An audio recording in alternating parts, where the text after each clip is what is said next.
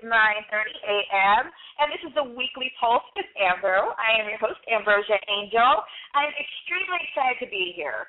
I've got my DJ Delta Dawn on the ones and twos, so if you'd like to chat with us about anything that you hear today, please do not hesitate to give us a call. DJ Delta Dawn is totally ready to answer your line, and just kind of make sure that you're on the up and up. Sometimes with Blog Talk, you will have a caller or two that's calling in for, cracks and giggles. I won't say the S word because, it's not ladylike. But if you want to give us a call, the number is 347-215-8427. And this topic tonight, or this morning, I have a night show. So if I say tonight, I don't mean it. It totally is about this morning. So October is Breast Cancer Awareness Month. How about that? October is Breast Cancer Awareness Month, and that is what we're going to be talking about today. This is a month that will touch many people, because in 2013, an estimated 232,340 new cases of invasive breast cancer were expected to be diagnosed among U.S. women. This is a statistic given by the American Cancer Society. So, let me just start by saying I chose this topic for many, many reasons, and I think that it is pertinent that we talk about it, if for no other reason than it brings exactly what this month stands for, breast cancer awareness. It brings awareness to the disease, that it opens the eyes, hopefully, of anyone under the sound of my voice that has a sister, obviously a mother, grandmother, anyone that actively is in their lives and may have dealt with the disease, also may have lost a battle to the disease, anyone that would maybe like to talk about the disease, anything that they might have known or researched. I love the idea of being able to chat with people that have been able to overcome any type of adversity, because I believe that builds a person so much when you deal with something and you're able to overcome it. And truly, if you're a family member that has had a person that has succumbed to something, you must have something in your heart that you want to pass on to someone else, saying, hey, this is what we went through, this is how we coped, this is how we pushed our family member, and even though, maybe they didn't make it, we don't have any regrets about the way that we stood by them. Anything that could be said to be a sounding board for another family or for another person that might be dealing with something it's amazing. It truly is. A lot of times people don't realize that whatever you're going through, there may be someone that's going through the exact same thing or even worse. So my mom always taught me that no matter how bad you got it, the way she would say it, no matter how bad you got it, there's always somebody that's got it worse than you. And, you hear that in the church, you hear that, whatever your religious beliefs. But my mom used to say that to me all the time. So that's a really big thing for me. And I'm hoping that anyone under the sound of my voice will, take heed to what we talk about today, and especially women, of course, because, women, we have breasts, but also keep in mind that men, men actually can get breast cancer as well. So this is definitely something that is amazingly, it is not, what's the word I'm looking for here? I get a little nervous when I start to ramble, so please forgive me if it sounds a little choppy. That's just me. It's, it's not Blog Talk. It's not Air Nation Radio. That's just me. But it's not discriminate. There you go. It does not discriminate. Man, woman, age, whether you're older, younger, it does not matter. Cancer itself does not discriminate, but breast cancer doesn't as well. So let's move on. And what I was telling you, the information that I got, I will go ahead and also make sure that I acknowledge any of the websites that I got them from. That way, if you want to check on anything, I have no problem with that. The American Cancer Society is where I got the numbers from for 2013. So if you want to check that out, www.americancancersociety.com. And so what does that mean for us? That means if at any point you have a moment to yourself, think about what you can do to either pay tribute to someone that you know or don't know that may have lost the battle with breast cancer or is fighting breast cancer at this point. Make a donation, wear a button, wear pink, and give someone a hug. Isn't that lovely? You know how great it would be to be able to brighten someone else's day when you see them, to know that no matter what they're going through, they may not know you from Adam, but to know that you have their back in a way that says, hey, I don't know you, but you know what? I love the fact that you are fighting and you're going to make it. Give them that hope, because sometimes that's all somebody really needs. So think about the struggles of those that have had to deal with the illness and the effect it may have on the families it's touched. Now let's think about preventative measures and steps we can take to help prevent a late diagnosis. Because while we don't have a cure yet, early detection is a great start and could save a life. And this is more than true. I think just about in any situation, the earlier you can get to something, the better your chances are of being able to overcome it. So let's keep that in mind. So if you ever want to look up any references, again, like I was saying, I'll be happy to let you know, and you can check out any particular article. There's a couple of them that I have that are going to be from the Center for Disease Control, the CDC, not to be confused with the Child Development Center, because, there are people, when they hear CDC, they automatically think, oh, my God, who has a child in daycare? That's not the only CDC, and I'm just saying that because, there are people out there. So the CDC that I'm talking about is the Center for Disease Control. So keep that in mind. And we're going to start with some preventative measures. And the first one that I have, or one of the first things that I want to talk about when talking about breast cancer prevention is it says, number one, I have 2 or 3 different articles here that are giving a couple of tips, but for the most part, they're all kind of, up in the air, but they're also all kind of the same, so just keep that in mind. And the first is to avoid becoming overweight. Now, I'm going to talk about each one of these after I say them, because it kind of makes it hit home, I think. When you hear somebody read something, it's kind of like, oh, well, okay, so I get that. And my first thought when it says avoid becoming overweight, then it's like, okay, what the hell do you think? I mean, I'm already overweight. So avoid becoming overweight. Like, I get it, and I totally understand it, but if I'm 110 pounds and I get breast cancer, does that mean that I got it because I'm overweight? Because obviously I'm not. So that one, the number one tip for avoiding breast cancer is what they said, avoid becoming overweight. So that kind of is self-explanatory.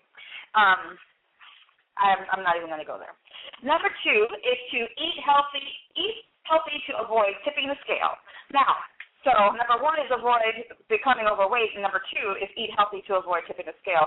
A lot of these that I'm looking at are basically life goals that you should be following anyway. These are like lifestyle points that are already should be relevant in your life. But eating healthy to avoid tipping the scale, and it says embrace a diet in high vegetables and fruits and low in sugar drinks. So no sodas, as many celery sticks and carrots if you can. If you have to become a rabbit, then, of course, that's what you got to do. But refined carbohydrates and fatty foods. So keep as many of those out of your diet as you can. Sometimes, we can't avoid it, especially if you grew up in the South, like myself, like my DJ, Delta Dawn. We're from the South, so sometimes those carbs are there. If you eat rice, if you eat potatoes, if you eat those heavy carbs, sometimes it's difficult to say just stray away from them completely. So that's kind of, it's just a difficult task right away to try to get to. So if you're somebody that's listening to this show and you decide, I'm going to follow all these tips right now, that may not actually be the case. Sometimes you have to kind of slowly, gradually get yourself there. So if you don't fret if you're someone that eats rice or eats this or eats that, something that's high in carbs, you can go ahead and kind of allow yourself to, gradually get to a point where you're comfortable. Keep physically fit or keep physically active is number 3. That's a great one because you know what? being physically active is great. You can do that in any way. You can do Zumba. You can go walking. You can do bakwa. If you're someone that is not familiar with bakwa, it's kind of like Zumba, but different because, there's a whole lot of stuff that's coming out now that is totally Zumba-oriented, but not exactly like Zumba. So keep that in mind.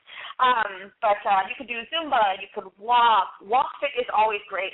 Walking is exercise no matter what. Even if you just park a little further back in the parking lot when you're going to the grocery store. It doesn't matter as long as you're getting out and you're getting a little bit of walking going, So that's very important, and that's probably one of the easiest ways to remain active, remain physically fit, trying to keep yourself as active as possible.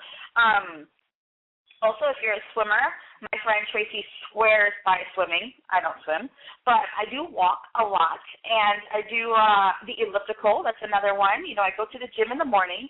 So if you want to be active, maybe get up maybe like an hour early, hit the gym before you go to work, or hit the gym after work.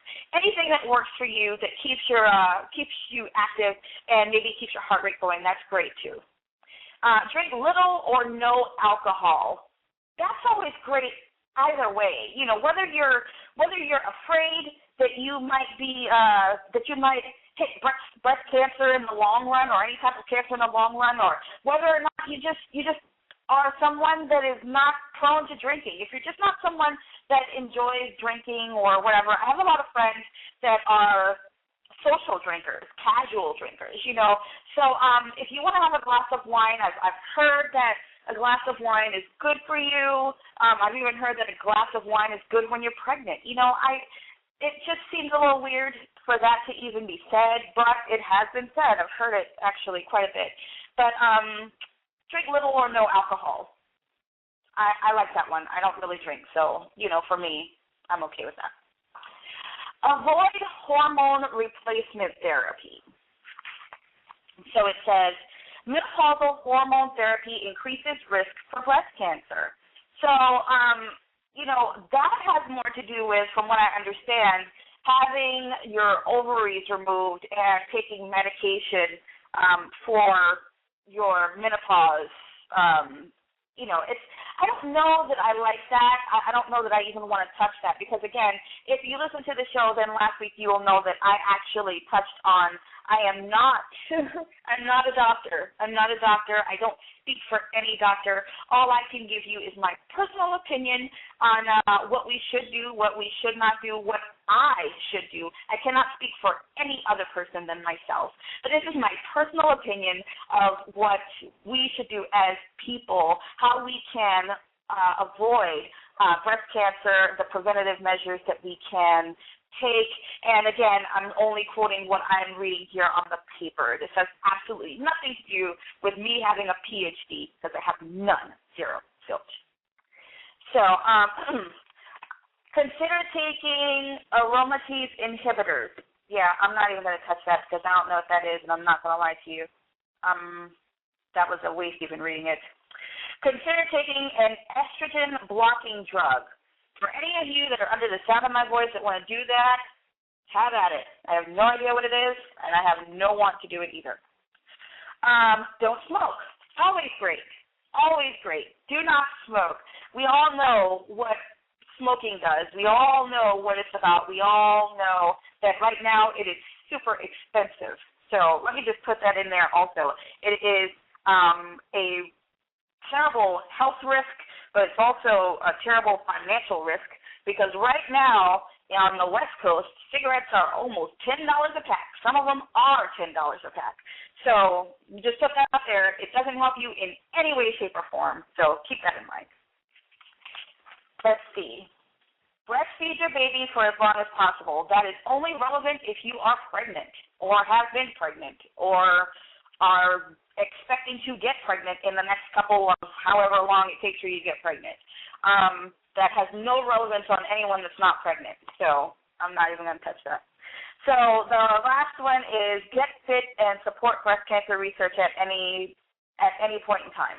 So let me just say that was probably just a throwaway because they only had 9 tips and they needed 10. So what I'm going to read to you now is the actual article that I got from the American Cancer Society. And it says breast cancer facts and figures. It says in 2013, an estimated 232,340 new cases of invasive breast cancer were expected to be diagnosed among U.S. women, as well as an estimated 64,640 additional cases of in situ breast cancer. That year, approximately 39,620 U.S. women were expected to die from breast cancer. Only lung cancer accounts for more cancer deaths in women. So if you want to read the entire article, that's perfectly fine. Again, it is the American Cancer Society. The phone number is 1-800-227-2345 if you'd like additional information on breast cancer facts and figures, or you could go to www.cancer.org, and you can also find this information that I just gave. But there are a lot of PDF files that you can download for breast cancer facts and figures, and it gives you each PDF file gives you the figures for each year. They've got anything from 2013 or 2013, 2014 on down to 2005 and 2006. If you just want the numbers, that's perfectly fine. So the additional information that I got is a few bullet points that I got from the Center for Disease Control, and basically they give all the same preventative measures, one of which that was not mentioned on the original article that I just read from the American Cancer Society was to get screened for breast cancer early. Now, that's interesting because I didn't know.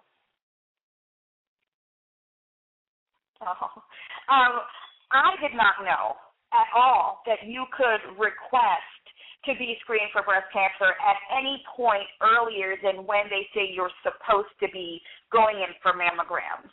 You know, I've never thought anything about being able to say, hey, you know what, I think at 25 I want to go and get screened for breast cancer. Did not know that you could do that, had no idea that it was acceptable, or, I mean, I guess when you think about it, there's no reason that it shouldn't be, right? But you know, it just seems like it's something that people may not know. If you don't know that, you can go to your doctor and say, hey, you know what, my great aunt might have, you know, developed breast cancer, and I think that I want to check and see. It's probably great that you do that. If at any point in your life you feel like you need to have something checked or you want to know something, do not hesitate. Go and get it checked, or go and at least ask a question. It never hurts to ask. So, it says get screened for breast cancer early. By getting regular exams, you're more likely to find breast cancer early, and that's exactly what we talked about. Finding something early, getting an early diagnosis makes anything, just about anything, better than finding it in the later stages and giving yourself a lower chance of actually overcoming it. So, again, it says control your weight and exercise. It says it a lot more blatantly and a lot more easy. It says make healthy choices in food. Be advised of what you're drinking throughout the day. Again, the sodas, the heavy sugar, stuff like that. Stay active. Learn more about keeping a healthy weight and increasing your physical activity. You know what? I'm going to say this on air. You heard it first. I don't know if any of you know. I'm sure that you know, but I'm going to say it out loud anyway, just to make it feel good. Having sex, great physical activity. So keep that in mind because, if you're somebody that doesn't like to run, if you don't like to power walk, if you don't like to swim, if for any reason at all there is just nothing physically that you love to do, most people enjoy having sex. Most people do. One of those people. Keep that in mind. So, know your family history. That's another one that was not listed on the other articles that I just read, but that is a big part of it. It truly is. If you have any immediate family members with breast cancer, your brother, because like we said, boys can get breast cancer, men can get breast cancer. If your sister, your mother, anybody in your immediate family develops breast cancer, that is something that you would want to talk to your doctor about. That's something that you would want to maybe see if you are at risk for.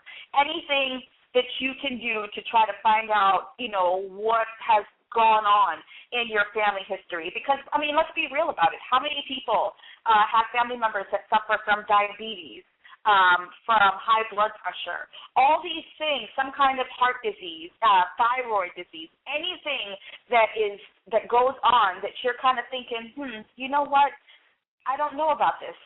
Let me go to my doctor. There's nothing wrong with talking to your doctor about anything that you want to talk about, and anything that's going to be helpful health-wise is always a plus. So do not fret. Go right ahead and talk to your doctor. So now, while I think all these preventative measures are huge, I really think that self-breast exams are a huge help as well. I started doing self-breast exams at a young age because it was taught in my sex education class, if I remember correctly. I'm pretty sure that that's where I learned it from. But that being said, self-breast exam is kind of where I would say I was maybe around 14 or 15 when I started doing self-breast exams myself. And it continued. It was just something that I've always been conscious about, and something that has always been a part of me, a part of my routine. You get in the shower, I get out of the shower, dry yourself, and then there you go. You just kind of have at it when you're doing your thing. And so now at 32, yes, I just put my age out over the air, and it's perfectly fine. I'm happy with it. So at 32, I'm doing my thing. I do my breast exam, and lo and behold, I found a lump. And I was terrified, absolutely terrified, because I'm thinking, oh, my God, what is this? I've been doing this for years, and I've never felt this. What is this? So immediately I'm thinking, okay, I'm going to go to bed, and I'm going to sleep this off. I'm going to make the doctor's appointment, and I'm going to say, hey, maybe it'll be gone tomorrow. In my mind, that's what I'm thinking. Maybe it'll be gone tomorrow. Nothing. So I went ahead and made my appointment the next day, felt around again, and there it was still. And at that point, I was nervous, but I wasn't like, oh, my gosh. I didn't actually become paranoid about it until I actually went to the doctor, and they felt it too, because that was kind of like confirmation, right? It's confirmed now that it's there. You did not have a piece of corn on your finger. You did not have anything going on that made you just all of a sudden believe that something was there. Something was actually there, and it scared the bejesus out of me, because immediately all I'm thinking is, oh, my God, I'm going to die. I have cancer. I am 32. I don't have any children. I haven't completed anything in my life that I want to complete, and here I am with this thing in my boob. So that's what I'm thinking. That's what's going through my mind. I was terrified after I talked to her. But, they did the best that they could with calming me down, because, that was the number one priority. Because, here you are. You don't even know if anything's really wrong. All you know is that you think something's wrong, and you're, going out of your mind. Or at least that's what I was doing. So long story short, because we've got about 5 minutes left before the show ends, long story short, it set me on a whirlwind of emotions. And that's why I'm telling this story right now, because after tests and surgery, I had to have an ultrasound, I had to have a biopsy, I had to have the whole 9 yards, I had to have everything. And after a couple of weeks of waiting impatiently, I might add, very impatiently, I got my results back, and there is something called a thyroid adenoma. And luckily for me, this was a thyroid adenoma. It is not cancer. It is thyroid adenomas are benign, and they're not cancer. But, it went off in my mind that even though this good thing happened for me, that's not the way it turns out for everyone. whether you're my age or younger or older, when you feel that lump, there are a whole lot of emotions that go through your mind, through your heart. Immediately, I was thinking, I live 3,000 miles away from my family. What is this going to do to them when I tell them that something is wrong with me? You know, there was so much that was going through my mind that I didn't know what to do. All I could do was cry because that is what I felt. It was so hard. And when I got the results, my mom was here because she was here for a month and a half. After finding out what was going on, she was just as terrified as I was. But, you know, after I got the results, all I could think was, I have a cousin now, my age, that is fighting breast cancer. I had an aunt last year that died from breast cancer. She actually told me when I was leaving to come back to Washington, she said, this is probably the last time I'm going to see you. I gave her a hug and a kiss, and she died a couple days later. So to be here and for the doctor to tell me, you're fine, so many emotions ran through my mind, one of which, probably the most prominent, was there are people that don't get that good news. So this show this morning is dedicated to anyone under the sound of my voice that has had to deal with breast cancer. Whether it is something that you defeated, I am so happy, honestly, truly from my heart happy for you and your family. And if you are under the sound of my voice and you've lost someone to breast cancer, my heart goes out to you, truly goes out to you.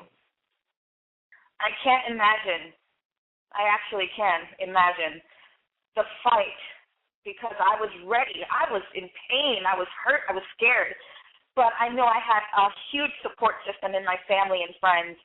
And all I can say to those that have lost people is my sincerest condolences. And I pray that your struggle is helped in some way by hearing that you're not alone through anything that you've been through with your family, with the struggle that a family member might have gone through.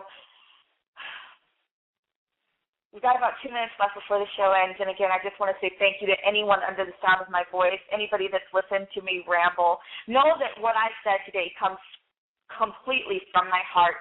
And I hope and pray that all of you will consider, all of you women, all of you men, everyone will consider annual health screenings. Make sure that you guys are getting checked for everything under the sun. This month is Breast Cancer Awareness Month, but there's so many other things out there that need to be addressed, whether you have a pain here, have a pain there, anything that you can think of that you think might be abnormal, something that you're not used to feeling, go and get it checked out because, you know, our health is way more important than any job, than any it's more important than money. It's more important than anything that you can think of that is quote-unquote important because if you have family, you know, you want to be here for them, right? You want to watch your kids grow up. You want to see anything that you can see, you know, whether you're a young adult or whether you're, elderly person that has kids. You know, you want to see them grow. You want to see your grandkids grow. Keep up with your health. Very important part of our lives. So on that note, I want to say thank you. I will be back next week at the same time on this same channel on Air Nation Radio, hopefully with my DJ Delta Dawn. Thank you so much for listening to me, and I hope you have a fantastic Thursday.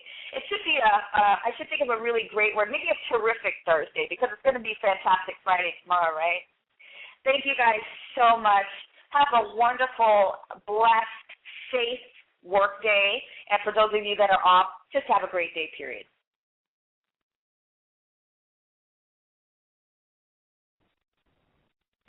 You've been listening to the Weekly Pulse with Ambro on the Air Nation Radio Network. Thank you for joining us.